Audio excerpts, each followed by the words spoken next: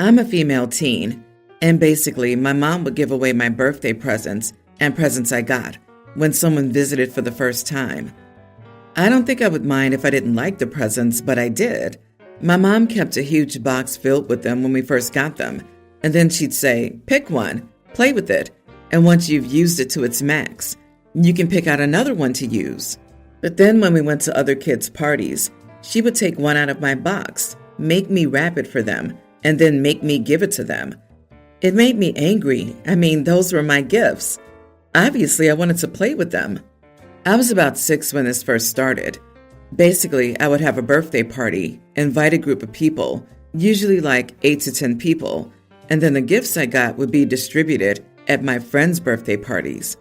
I'd get one of them to keep me satisfied for the time being, and I used and still use things really well, so I never ruined it enough for my mother to approve another gift, so I basically only got the one. The rest of the gifts I got were from visitors, because it's customary to give gifts to someone when you're visiting their house for the first time. Sometimes it was chocolate, other times a toy or a dress. Nothing super expensive, like 10 to 15 bucks. In all of this, I was made to hand other children, including my bullies, which was even more annoying. One time I had a huge party and got like 100 to 150 gifts because it was more of a social gathering under the guise of my birthday. I never had a party again after that, and I was made to give out all of these over the next 2 or 3 years.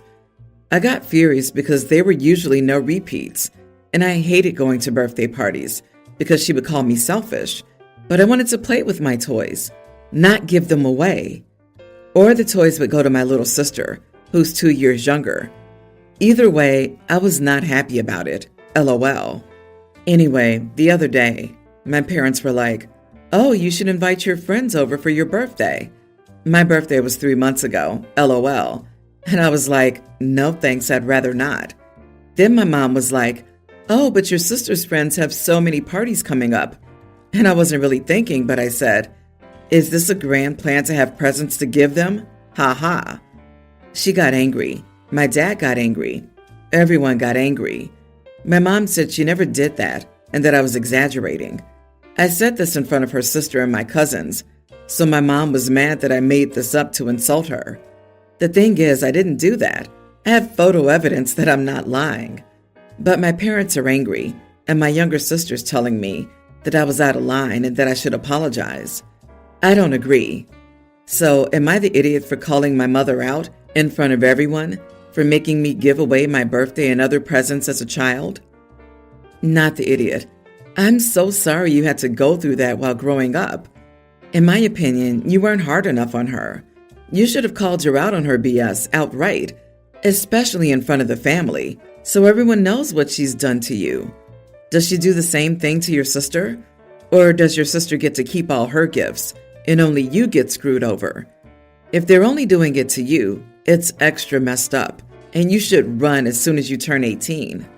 Judging by sister backing mom, I'm betting sis gets to keep all her presents. Honey, that's messed up. Your sister is the golden child.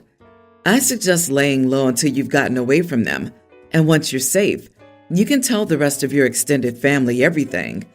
You can tell your extended family now that you don't want any gifts whatsoever, though, since you won't get them anyhow. The best revenge is to live a good life and avoid them.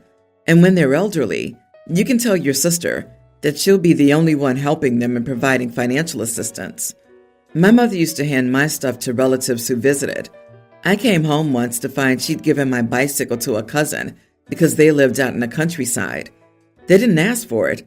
She just decided that they would have better use for it than me. She did that even when I was older, and I'd come home on leave from Royal Air Force to find that she had given personal property I had bought to strangers because they mentioned they couldn't afford to buy one or they were interested in it. It made me angry for a long time, but then I cut her off. Go no contact once you turn 18 because your parents are cheap and greedy while your sister is just a brat. I, 30 male, am newly engaged. I've been with my now fiance for 8 years. She's 28. We live out of state from both sides of our families. My mom and her dad live in the same city 5 hours away. so we take multiple trips a year. Over the past 4 years, my fiance has visited my mom's place less and less. While it does make sense since she visits her dad and sisters, she doesn't even stop by sometimes. My mom has started to notice, but I just make up excuses every time. I wish my fiance would consider my family more, but given some things that have happened, I think she's emotionally washed her hands. Both of my adult siblings live at home, one having a slight disability. My brother doesn't think before he speaks and just says anything. Telling my fiance she's not family after 8 years is one example. He does it to everyone. His ADHD just gets the best of him. My sister and she haven't got on the best, but she also has a 4-year-old son who lives at home with my mother. My fiance swears my sister doesn't want her around my nephew and doesn't even want her to know who she is. My mom isn't the most social person and rarely reaches out to my fiance, but their relationship is good when they do speak. I come from a very antisocial family, and I think that's one thing my fiance isn't used to. I generally spend more time with my fiance's family because they are the family I've always wanted but never had. Plus, it's more comfortable for both of us. I also choose to be with her side more for holidays than on my own. My fiance's always considered us splitting holidays, just so my mom doesn't get upset, even though I know she won't come. It sucks after a while to keep visiting my mom's house alone, when it's never that way on her side. Well, every year, my fiance's dad's side of the family books an Airbnb for a weekend for all of us to go. Last year, there were 50 of us. Everyone puts in $300 to $400 to cover our meals and house, along with any excursions we do. It's a really good time. My mom called and asked me if they could join us this year. They would pay for their own rooms or get separate houses close by if needed, and that my siblings also sounded interested. My mom wanted all the details. When I asked my fiance about it, she said no. She said she wasn't comfortable with them coming along, given they barely consider her family as is. I told her that having them come out with us versus her always having to visit would help the relationship and help us bond. She kept repeating she didn't feel comfortable with that, and how my family never took time to meet her family before, so why now? Also, when they ask her to come along, she feels used. I just don't understand. I love my fiance. She's such a family-oriented person, but I don't understand why not now. I insisted she let them come because we were getting married anyway. Isn't this part of marriage? Am I the idiot? You are the idiot. Wow. Entitled or just dense? Why are you pressing her to prioritize the family that even you admit you would rather not spend time with? You're minimizing her negative experiences while pressuring her to get over it effectively. 8 years is plenty of time to form her opinions, and you need to respect them. Nothing's keeping you from going as low contact with them as she has, or suck it up and keep going alone. They aren't stupid, and they know she doesn't think highly of them. They also don't think highly of her. Stop trying to force things before you lose the family you always wanted but never had. Seriously, you're ignoring her feelings. Your family doesn't like her and just wants to use her as a free vacation. Also, what does having ADHD have to do with not considering her family? That makes no sense. I have ADHD, and it causes a lot of problems, but comments like that are not one of them. Unbelievable. She needs to cut her losses and run. I'm trying to imagine the wedding, children, holidays. Agree. Your family being antisocial or ADHD or whatever doesn't excuse the fact that they've not been welcoming to your fiancé, whom you've been with for 8 years. She doesn't feel welcome. ADHD is not an excuse for being rude. She doesn't want to spend time with people who clearly aren't being kind to her in any way. Oh wait, except when they think there's a holiday on the cards. I'm totally with her. I wouldn't want them there either. Put yourself in her shoes. My 30 male, wife 29, is pregnant with our first child, our daughter. She's just about a month away from giving birth, and we haven't picked out her name yet. At one point, we had 2 potential names on a list, but my wife told me she really didn't want to give either name to our daughter, so that was gone. Our issue comes from a difference in likes and dislikes of names. My wife likes very common, very classic names. She likes to go a touch old-fashioned too. Her 3 favorite girls' names are Elizabeth, Esther, and Hannah.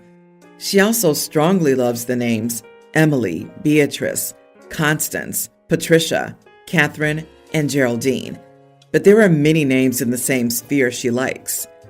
My taste is more mixed, but I like more uncommon names and names that aren't super used or classic. However, I have some classics I do like. Names I adore are Indigo, Indy, Lyric, Elodie, Lyra, Dove, Sunny, Scout, and Kalia. We strongly dislike the names the other one strongly likes or loves. We had the name Bryony and the name Melody on our list for a while, but my wife decided neither were names she could tolerate our daughter having, so we went back to square one. I feel like she refuses to find names closer to what I like. The ones I suggest closer to her liking, Chloe and Alana, are names she doesn't feel work with her taste. She said at one point she should get more of a say as the person carrying our daughter and giving birth to her, but that was dropped soon after.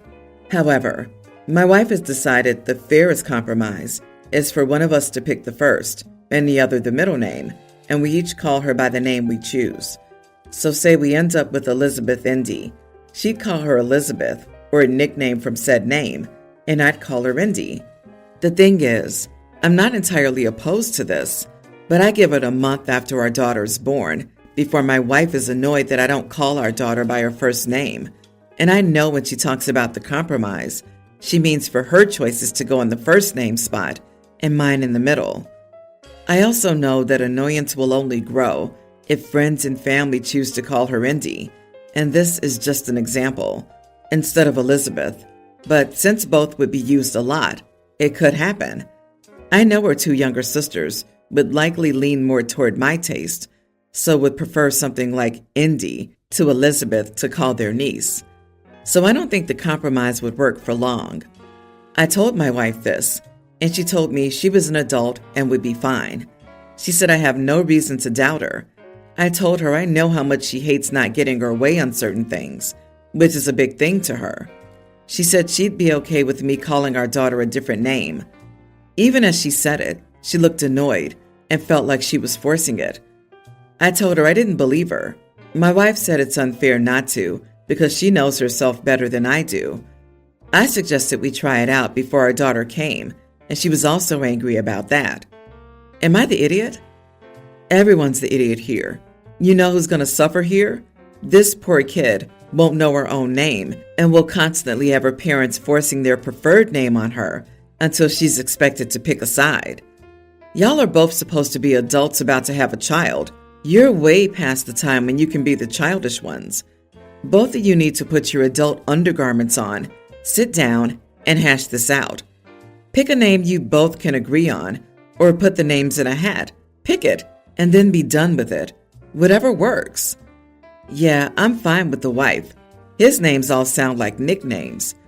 Dude, find a name that works for an adult, not a child. Babies are babies for mere moments of their lives, and it's a 2-yes situation.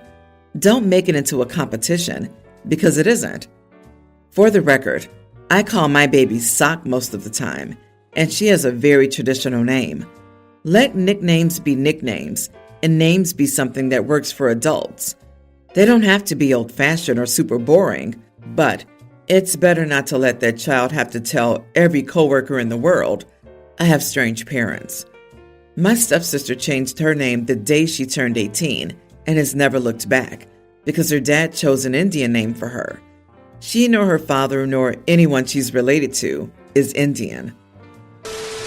So my twin brother and his wife, sister-in-law, had a baby boy recently, and they chose the name Everest for their son.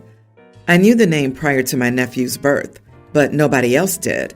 And when my parents and siblings learned the name, they were really not okay. At first they thought it was a joke and asked for my nephew's real name. And then when my brother told them Everest was the real name, they acted like he had grown 5 heads. Shocked, horrified, and angry were very clear.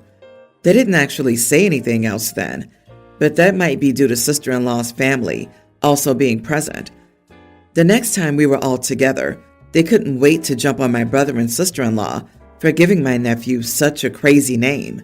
My brother told them the name was the name, and nothing they said would ever change it. They asked sister-in-law how she could do that to their grandson and nephew, that he didn't need to be burdened by her family's strangeness. The reason they said this is sister-in-law and her family all have more unusual names. She told me that it goes back at least 3 generations, now 4, and that she's always loved her name and the names in her family, and she's always gravitated to those kinds of names. My brother always liked unusual names too, and we're alike in that way. Maybe it's a twin thing, LOL. My brother made the rest of our family leave. They expected me to go with them, but I stayed. This shocked them more. Apparently, they've annoyed the crap out of my brother in the last few weeks, and he decided to block them for a while. Sister-in-law also blocked them because she was getting a lot of harassment from them, and it's very clear they blame her alone for the name.